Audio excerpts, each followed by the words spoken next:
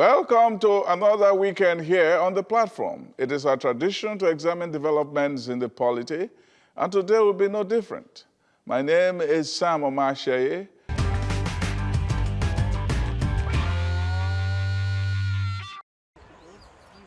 I like to think we are in a dream, and waking is not permitted.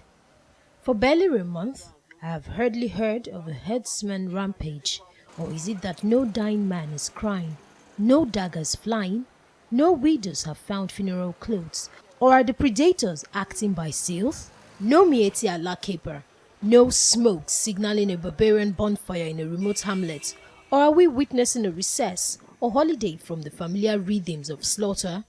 I like to know. We have not seen what in proper conflict is called an armistice, an agreement to lay down arms, to renegotiate brotherhood. We hear a skirmish here and there, but even journalists now immune to fire and fury will admit to a lack of primitive excitement to write about. Such little fights are called low-intensity conflict.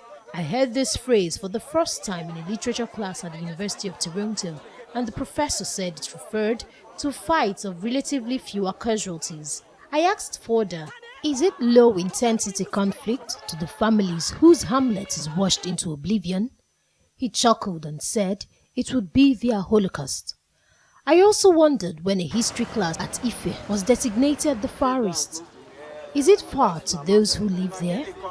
Many Nigerian families have witnessed private holocausts. Such designation was condemned by French philosopher Michel Foucault, who wondered why humans used language to oppress others. Yet, we cannot but say that even in Zamfara, the conflict is no longer high intensity. Taraba, Benue, Nasarawa, Adamawa, Plateau at all. This is a bout of good fortune, it seems. If it is an armistice, let's keep all arms at ease. It is clear, though, that no negotiation happened. No summit cooled the landscape. It was the power of arms. It is hard to simplify why a horde of barbarians go down in silence, but it is easy to say we have used a modern-day answer to the human beast, the Air Force. The answer is a massive machine from the Russian deadly bouquet. It is called Mi-35. We have had this when many were crying for the federal government to stop the killings. We had this when they rammed into Benue and led to a mass burial and a venal outcry. We had it when Mambila wept. It was a quiet monster when Zamfara governor symbolically dropped his position as chief security officer. When Plateau crawled with blood, we had it as IDP camps swirled. We did nothing. We had it when the police chief disobeyed the president and got away with it, or when the president asked his visitors to abide with his neighbors. We had it when we were complaining about the failure of intelligence when Daura was more interested in settling political scores. Edmund Burke, an arch-philosopher of conservatism, who resisted the French Revolution, shunned inaction and said, the only thing necessary for the triumph of evil is for good men to do nothing. Even conservatives want change if it brings peace. The government did nothing, it deterred. But Buhari started to deploy the Russian air machine. The landscape of horror fell silent. The landscape with its trees and bare stretches, with ponds and huts and rolling and undulating menaces, were tapestries of swagger for the so-called herdsman. Now, they can hardly ride on their motorcycles because of a bird of prey. The military aircraft is the metaphor for the bird of prey. It is the greatest fighting machine in the modern era.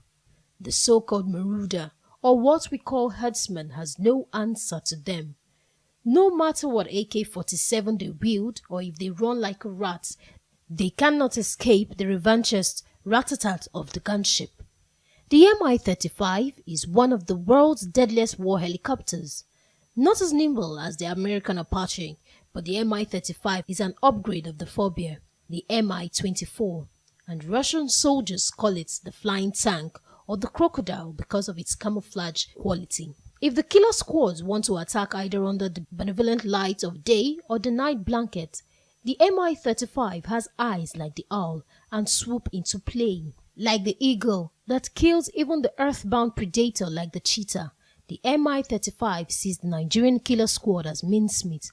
Like the Ted Hughes poem Hawk Roosting, the MI-35 can boast like the hawk that I kill where I please because all is mine, there is no sophistry in my body. It is equipped to vanquish army tanks and formations. If a herd of 200 killers on motorcycles or on foot go after a village, it is little pickings for the machine.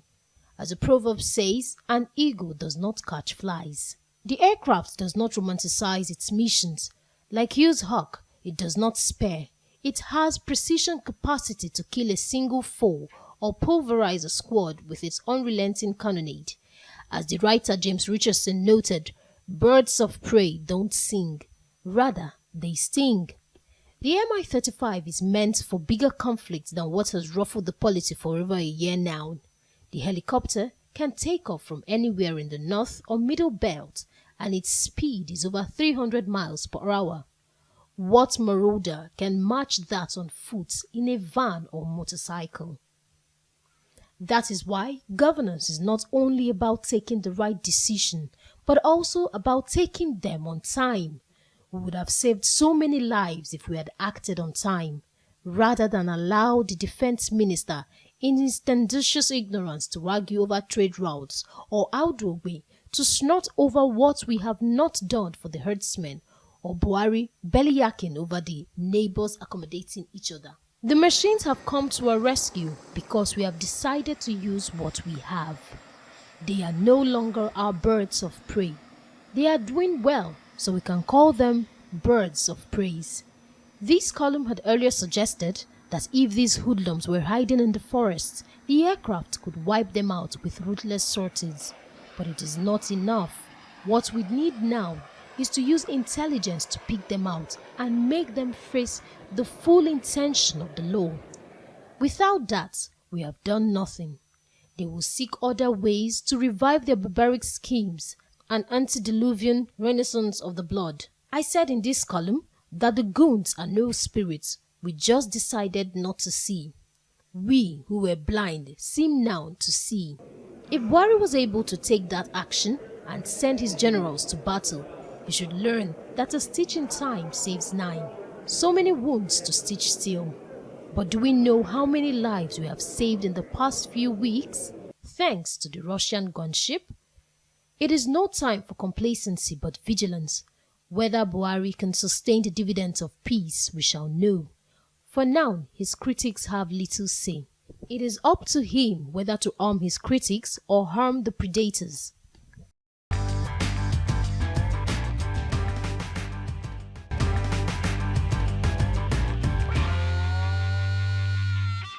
Welcome to Big Talk. It is my pleasure to introduce to you one of the greatest personalities in Nigerian history, and she's no other than Professor Grace Alele-Williams. Grace Alele-Williams is the first female to obtain a PhD in Nigeria, not to say that she also obtained it in one of the rarest of subjects, which is mathematics. She is also the first woman to head a Nigerian university as Vice Chancellor at the University of Benin. It's my pleasure to welcome you to my show, ma'am. Thank you. Thank you very much. I want to start by asking you, what does it mean or what does it take to be a pioneer? I don't know how to describe it, but you just work and you find that you are a pioneer. You didn't try to be a pioneer. You just did what you liked doing, and you went on working in that area, and you were told you were a pioneer. No, but at that time, in Nigerian history, and we're talking about pre-independence period in the country. Yes. Men were going to school, and not many men were going to school. Fewer We're talking women. about women going to school. Fewer women were going to school. Women were going to school. It took not only courage, but there were no examples for you to look towards. Well, there were some. We had lawyers, we had female doctors, and we had the competition to get into the University Institute, the University College of Nigeria, of London. That was, and it was good to be able to try to get in there. And if you got in there, second set of students who went into the University College Ibadan, in my time there were 10 girls and 400 boys. Well, that was enough to tell you you had to sit up and show you could do something. And in any case, Nigeria was very proud of us, and we had to show that we could accomplish what we had come there to accomplish. When you say that you were 10 girls and there were 400 boys, yes. In many cases, women will have been intimidated out of the contention. So what am I doing with all of these guys? I mean, what chances do I have? Oh yeah, lots of chances. You had examinations to pass. If you didn't pass, we had the same examinations, and we had the same feeling that if we didn't do well, we would be crushed off. I remember my first close look into Ibadan when we were thinking that we would go the following year. There were 20 University College Ibadan. It's now University of Ibadan. That is now the University of Ibadan. There were 23 young men thrown out of the university because they hadn't done well. And to think that you are going there and you wouldn't do well, it was rather difficult. But I like to say too that of those 23 young men who did not do well their first year and therefore could not go into their second year, quite a few of them were medical students. And many of them who had parents who could send them abroad. The parents sent them abroad, and they completed their medical program before those who were in Nigeria. So you can see that the standards we were being asked to hold were a little higher, but it is obvious that the country wanted a good thing. I mean, if 23 of them are thrown out, and quite a few of them, more than 50%, had parents and relations or communities who could send them, and they went and did well, went into faculties of medicine in other countries, and others didn't try too hard because it looked as if we were asking our students to get to the mountain tops. But they did well, and the rest of us stayed on, or the rest of them stayed on. By the end of the fourth year, they went abroad to England because we did not have what we could make sure we train our students to be doctors. We didn't have a hospital, and we used one hospital, the hospital in Ibadan, but we were building. It's Ade something, I don't know. Ade Hospital. Yes, Ade Hospital. But we were building our hospital, which is what it is now in Ibadan. Teaching hospital. Teaching hospital. Yes. Well, now you are talking at the level of university and so on. But going through primary school and secondary school, you know, at that period, people were sending their children, their women, female women to the farms, and some of them were getting married off and so on.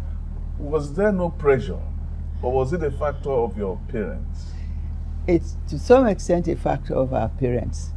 Maybe we could say to a great extent a factor of our parents, and a factor of what the majority of people believed in. You know, I want my daughters to have an education. In one part of the world, no education, as you and I know, even up till today.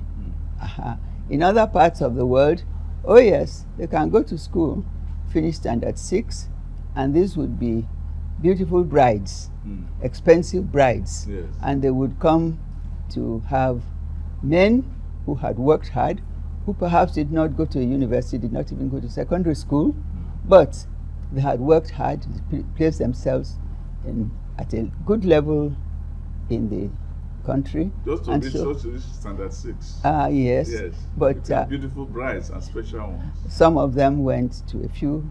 Remember, there were a few colleges for girls too. Yes.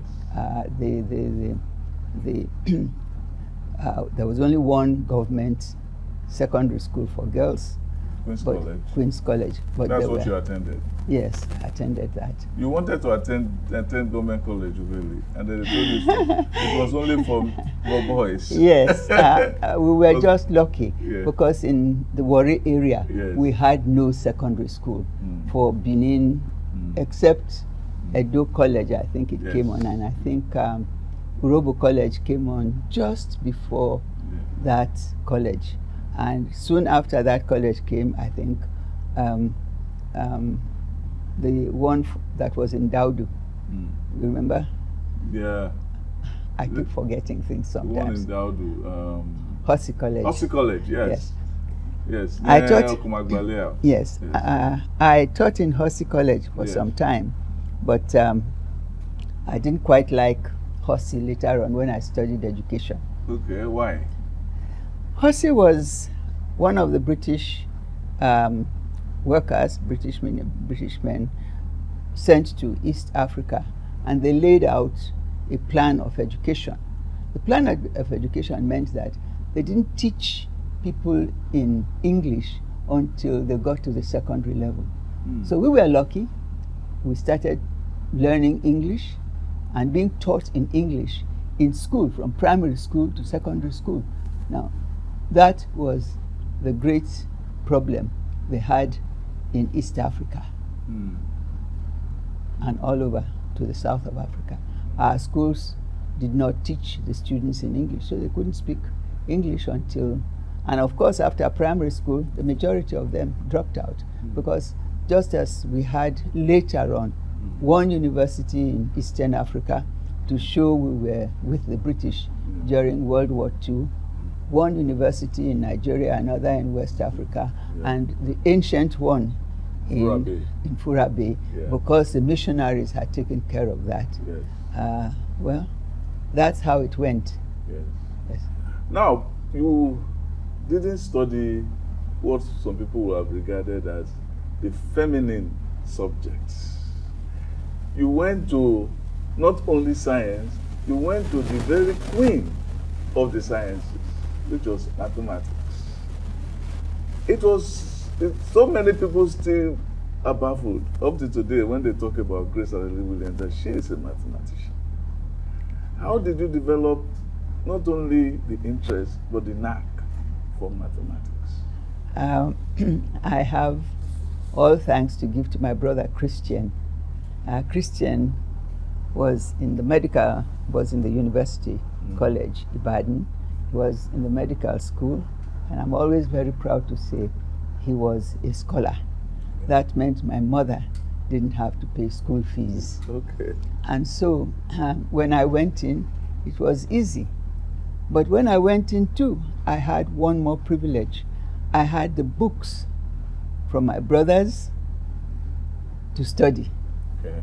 So when people were studying the mathematics they were learning in class 2, and Queen's College had one advantage.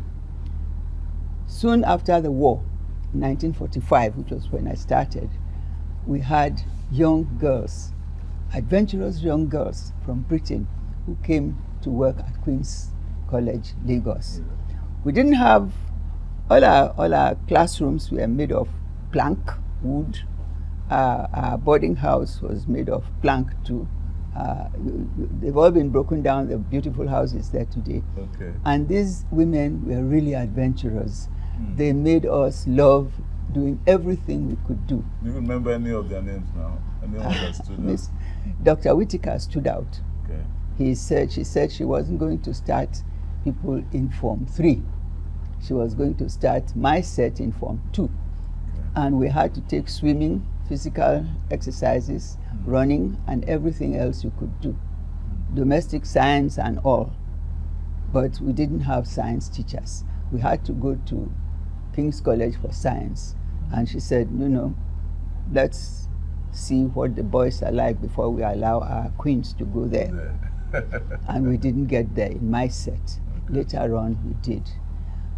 So we had this very, very heartwarming Dr. Whitaker as principal, but I suppose her ideas were too much for the colonial government. So by the time I was in Form 3, they chased her out and she left. She was well, I'll get to her later on. But they put in Miss Hobson, who was equally tough.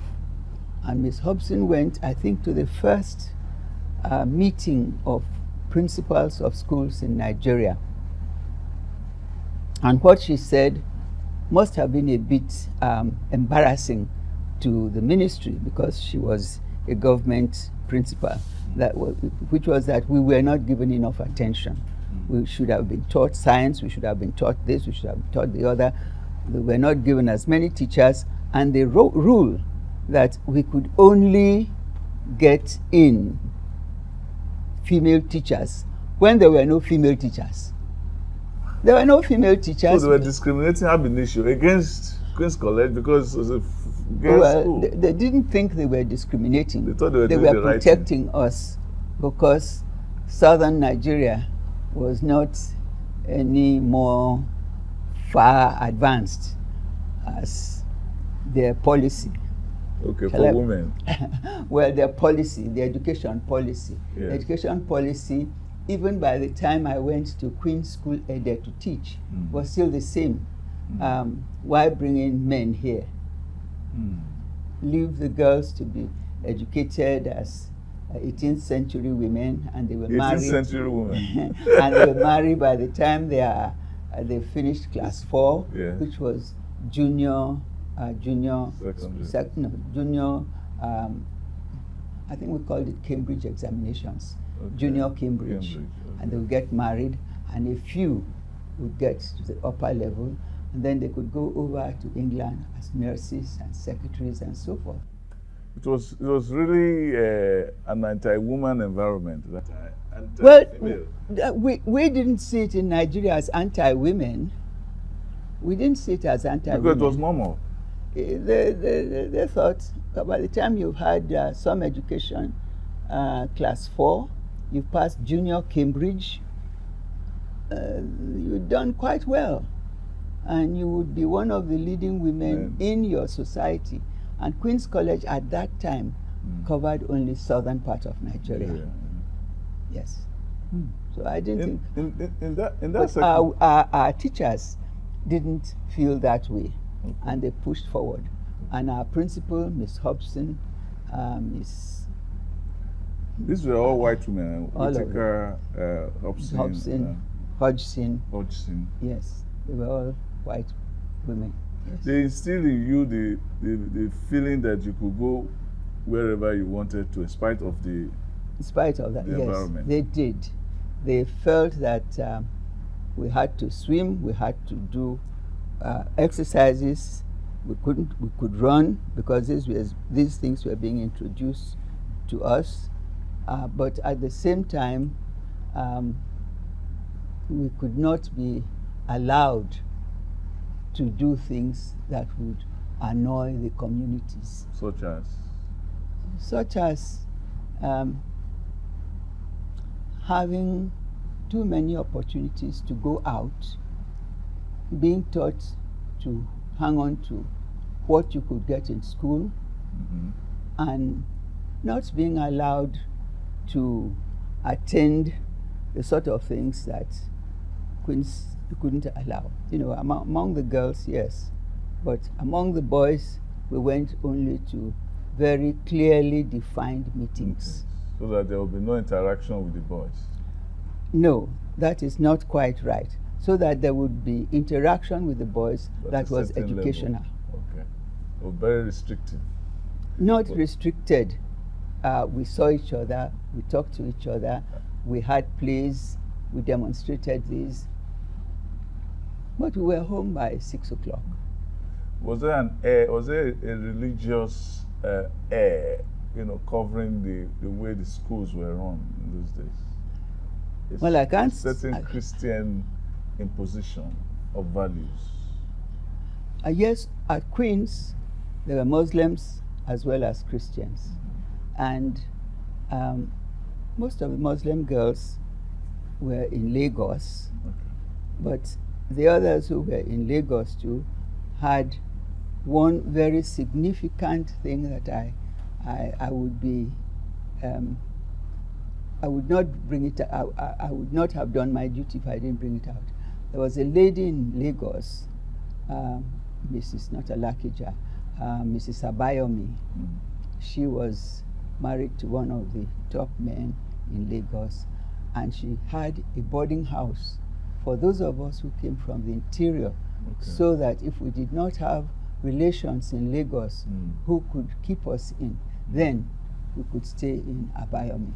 But I didn't have to stay there because I did have a government scholarship to go to Queens. Now, talking about scholarship, was it where most of you who had these opportunities, especially young women, was it a factor also of the class of your parents, or was it just the audacity and the vision of your parents? Like, were you from a higher class family? I don't think I will say that, but I will mention that my mother was educated, so was my father, although I didn't know him. He died. You didn't know him? No. He died before I was even 4 years old. But my mother was a teacher. I saw her 1917 certificate, master grade 2. But it was burnt in my brother's, in my mother's house during the war in the late 90s or early 90s. The Shekiri, yes. The house was burnt. That was my mother's house, so it went down there. Well, I had that. She was trained up in a Presbyterian house. Her whole family from, that's one trouble I have, from the village, Usele. The man was going to leave Nigeria. My grandmother was not too happy about having to marry to please her parents. But you know, if a white man came to trade in Nigeria, one way of showing that he was well accepted was to marry your best daughter. Yes. And apparently my mother did what she was asked to do.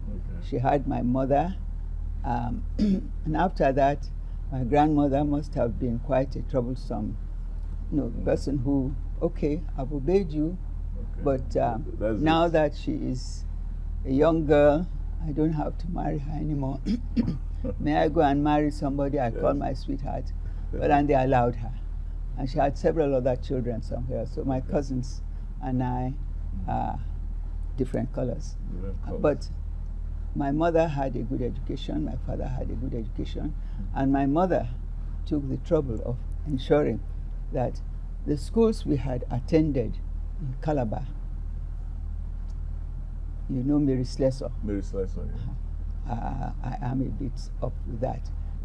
She did a lot of work educating women, ensuring that twins were not killed, and they were well treated, and fashioning a new life for them so that they could continue living happily, and the twin girls would have an education. Well, with that, I can say my mother had something that most children did not have, and therefore she sent all of us to school, either to Calabar or when I finished at government school Warri, which was at a time when the British were trying to give us secondary schools in the south, and southwest and southeastern part. The missionaries had not given us schools there. We were lucky.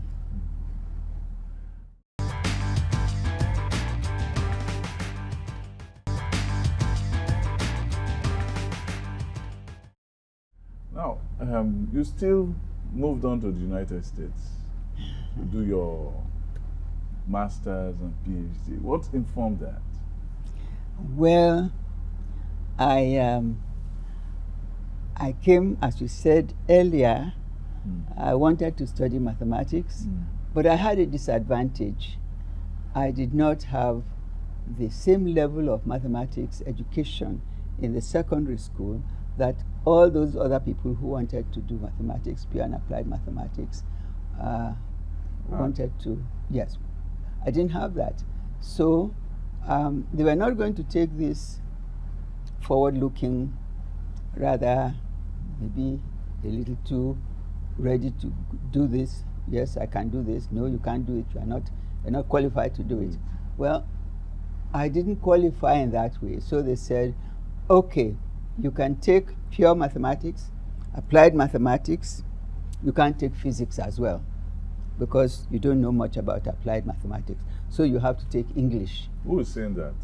At My boss. University College. University Ibadan. College Ibadan. Yes. So, but if you did this and you had good grades, we would allow you after the first term to carry on. So I did with mathematics and English, and I couldn't do physics. It would have been physics, pure and applied mathematics, which some of my parents did, but some of my colleagues did. But at the same time, some of my colleagues did only pure mathematics, English, and history. And that, as far as we were concerned, was a better combination for me. They thought so. I didn't think so. Why? Well, because I liked history. I did quite well there. I liked geography. But I want to do pure and applied mathematics. I'd been looking through my brother's books. Yeah. So why should I leave out that? If I left out applied mathematics, it meant I would go to history now. So my choice is this. Okay, if that is your choice, let's see how you can do it your first term, your second term, and complete the first year. Then at the end of the first year, we would see what you have done with the 4 subjects instead of 3. And they made a kind decision for me. So I was allowed to do the pure and applied mathematics and English.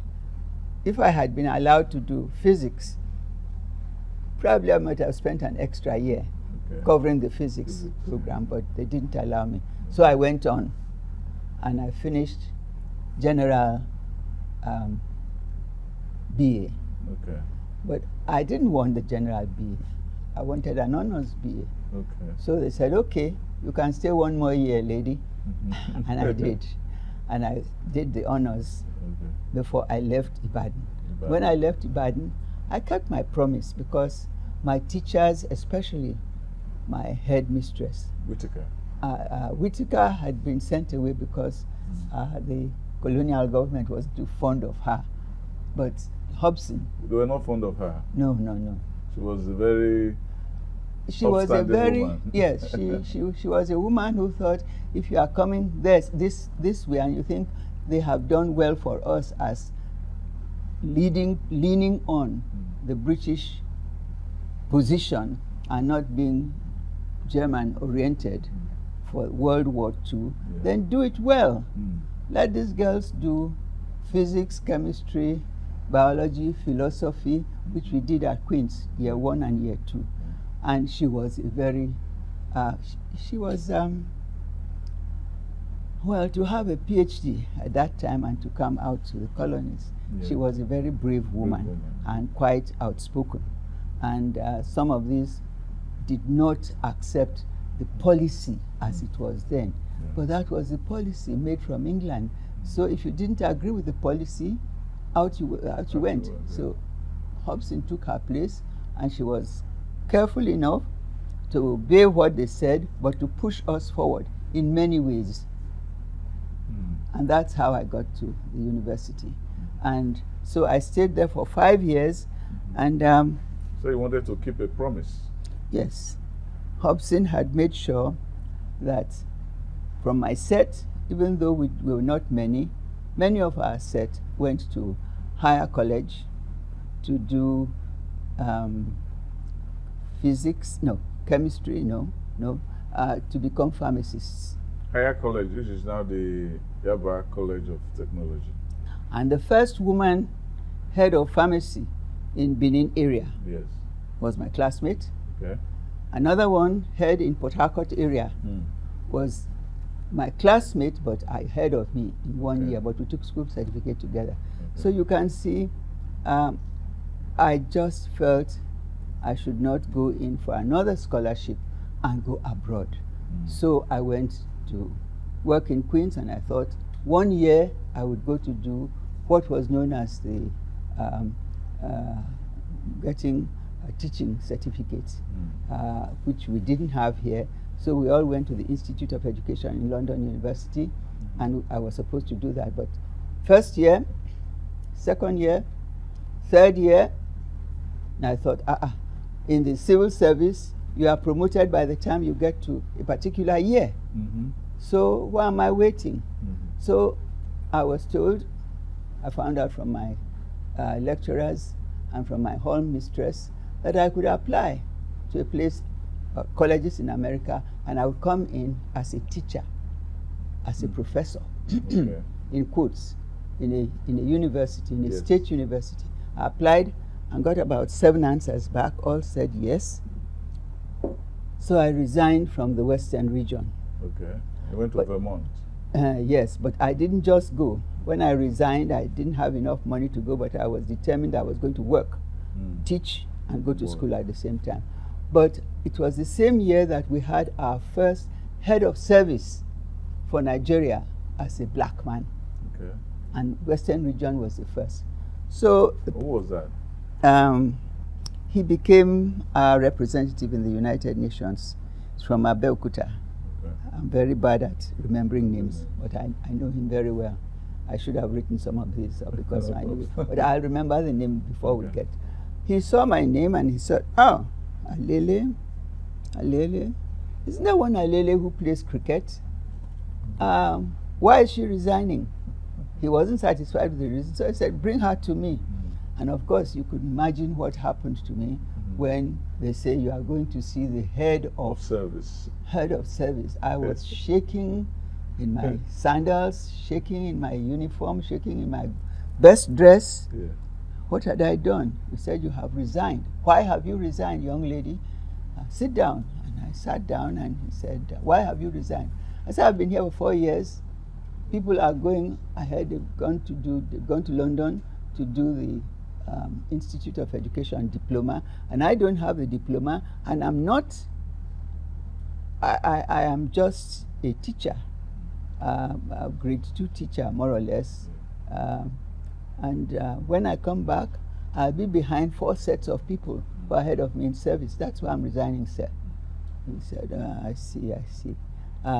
Well, I have to go to a meeting, so you'll go to my house. My wife will be waiting there for you, and she'll give you some tea. And when I come home, we'll discuss it some more." So he turned to the man in charge of education, an Englishman, and said, "We're going to change this, cancel the application, ask her to, we will not accept it, but she's now going. She's done 3 years. Why have you not sent her?" He said, "Because we have no other person to teach mathematics. And she has been teaching mathematics 6 years. Girls are coming, the girls are now doing applied mathematics, and so on and so on." "Oh, they are. I see. I didn't know the I see meant for my good." So it was changed completely. So he came home and he lectured me a bit on not taking too many steps at the same time. Lovely woman. Our first representative in the United Nations. I can see him sitting here, but I can't remember his name, but I will remember. After all, I'm 85 plus. So so I'm allowed to forget things every now and again. So I went to his house. His wife talked to me. His wife said, "I wanted my daughter to be in Queens, but they wouldn't accept." So I said, "Please, all I'm told is to mark the papers," and I had to mark all the papers. In those days we had mathematics, English, and general knowledge. I marked 2 sets of papers, and that was all I knew. But I'm sure it was a fair decision. But we did have Nigerian teachers too. we had a Nigerian teacher, Ukoyi, who was very good, but our best teacher was an English girl who died in a crash from London here. One of those crashes, I think it happened in 1952, because they went home every 2 years. So that was how I left being a resignee from Queen's School, Ede, to be sent abroad. I chose Vermont because I looked at the map of America and I remembered from my geography where the states were. At least Vermont in New England was closer to Nigeria than the other places that were in the western part of the US. And so I said, if I went to Vermont, if anything happened, my mother is not very young, I can quickly.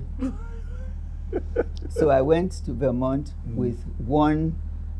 You know, in the American embassy, you have the British, the American embassy giving you one visa to go and to come back. And when you come back, you have to ask for another visa. And I didn't want to come back. I knew I wouldn't come back in 2 years. But in 2 years, I did everything I was supposed to do. But luckily, by the end of my first quarter, end of my first semester. At Vermont, all my teachers decided I had to do a PhD with mathematics and philosophy.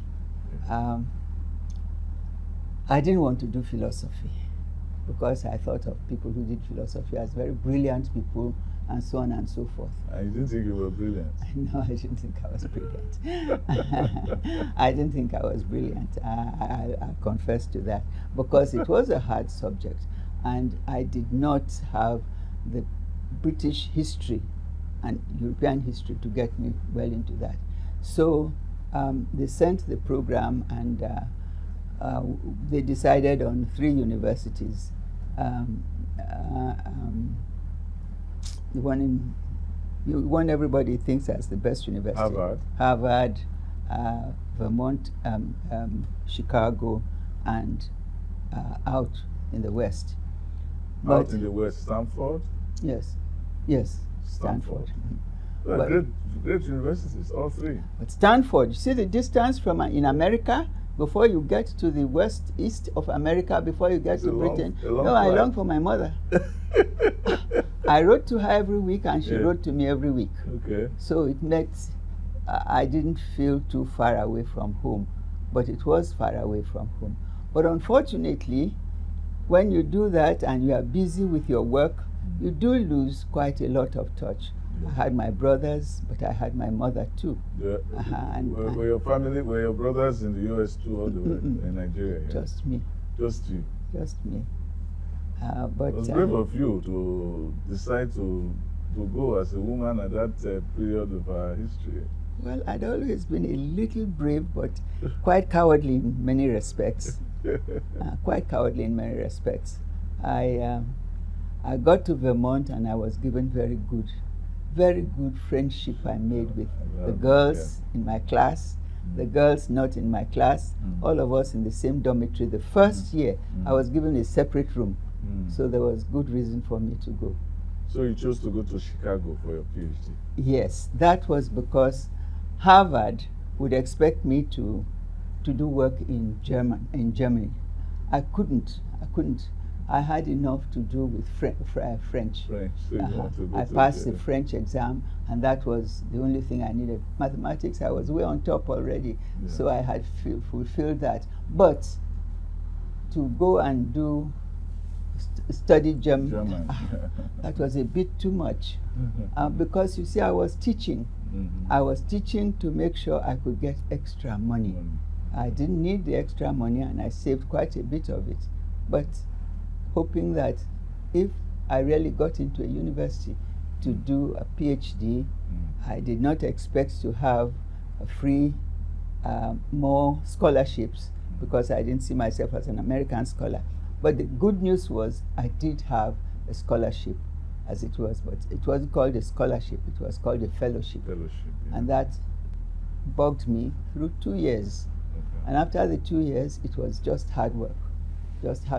And it was interesting hard work.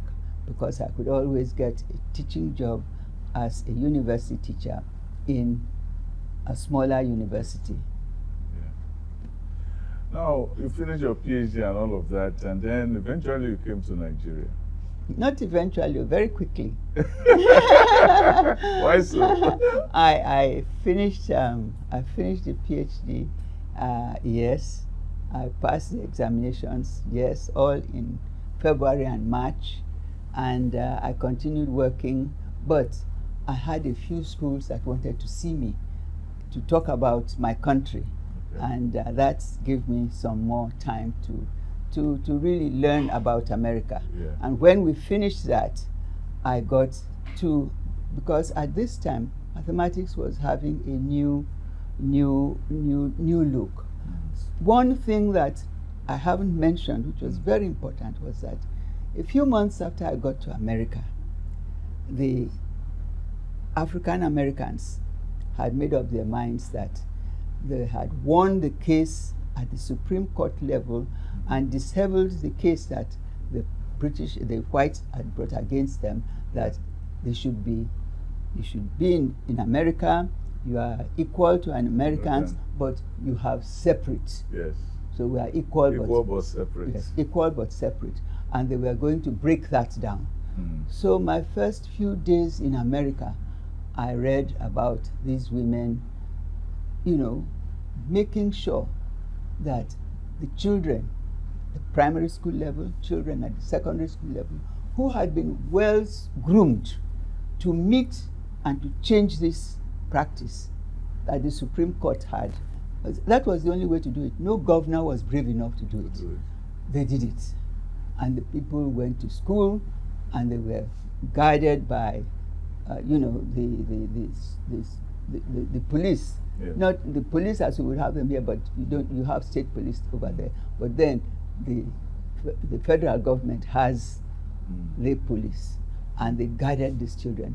And can you imagine what it felt like? You've been teaching primary school, secondary school, all over the states, and you see these people in the states, white women shouting against, we cannot have them in our schools, we cannot have them in our schools. It turned the love I had for America upside down. It was the age of Jim Crow. Yes, it was the age of Jim Crow. It was a gem of, oh yes, we are equal but separate. And so that was a changing point in my life. But in Vermont, and you saw recently the last thing they had, the person who almost threw Mrs. Clinton out of power. He was from Vermont. They're the type of people, a small state, very small state, but people who think they are farmers, they have their rural sensibility. Yes, but at the same time, by the time you meet a few people in the churches and in secular meetings, you meet their parents, you know that they are tough people.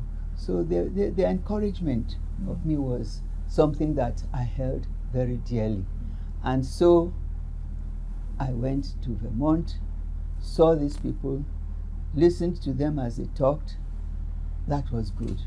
My education didn't, because I was being sent to come back to be a teacher. And my mathematics people, because this was my teaching subject, they put together a separate plan for me to work at and to end up with all that they had requirements for, but at the same time, all that I should do to ensure that when I get back to my country, I would know that I have dealt well. But at the same time, they wanted me to do a PhD. So with all such people, meeting them, and most of my classes in education were met with in the evening classes, where superintendents of schools were attending the same courses with me. It brought me to a rather high level. And I was looking forward to finishing in Chicago. So Chicago was a good experience. Very good experience. I mean, you talked to, you didn't meet the Vice Chancellor well, you don't call them vice chancellors there. You don't meet them. President. You don't meet them every day like that, just as you don't meet our vice chancellors every day like that. But the teachers you met are people who are there, not because they had a PhD, but because they have so much experience in teaching and so much research done, that if you sit down and wonder at them and study from them, you have to go, just move up high. And that was good. That was very good. So when you returned to Nigeria, what did you do?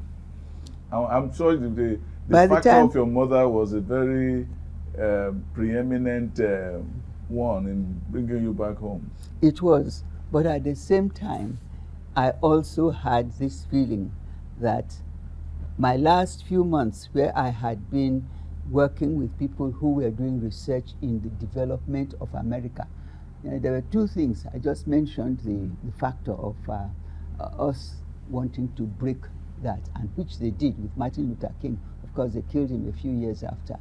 But the second one was Russia got into outer space. Yes, Sputnik. And America did not get to outer space. So they said all the mathematics we were teaching, all the physics we were teaching, everything was rubbish. So what are you doing? And with all the people who were in these various groups, my school was quite, government gave them money, improve the syllabus, improve the teaching. And I really welcomed that because it did me a lot of good. I was part of this. So when I was ready to go, I was invited into a group that had been in Africa, that had met science and mathematics, heads of schools and so forth, and ministries, and they had set up a meeting once a year in which they were going to read and encourage the syllabus to be changed in mathematics in Nigeria, in British-speaking countries, and I was part of it. So when I came back, I saw my mother for a few days, 1 week. Where was your mother? Oh, she came to Lagos. Lagos, okay. And after that, I went straight to, not Tanzania, I went straight to Kenya. I told you. No, the next state, the one below it. Tanzania? No, next below it. I came to have my holidays and work later on, but this time I didn't go to Kenya. But we spent a few days in Kenya, just enjoying ourselves in the various places you have to go to see animals. But here we studied with African mathematicians, but mainly mathematicians, well-equipped mathematicians who were teaching and introducing more things into the universities. But at the same time, we were having people who had written books, who had researched into how do you teach mathematics from the very beginning. And to be there was something I could count on. I worked with them. There was one university teacher from Nigeria who had been my mate. But very soon, we also had a situation in which I needed a job. I went back to my ministry, offered to teach, and I was told, yes, you can come and teach, but you're not going to Queen's College, you'll go to College of Education. It was in Ibadan. Okay. And I went there, and I was told your salary would still be the same. In spite of your PhD? Well, we will discuss that later.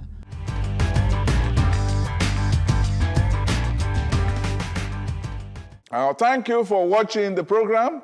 You can catch up with my published columns and articles on my website, www.samomashe.com.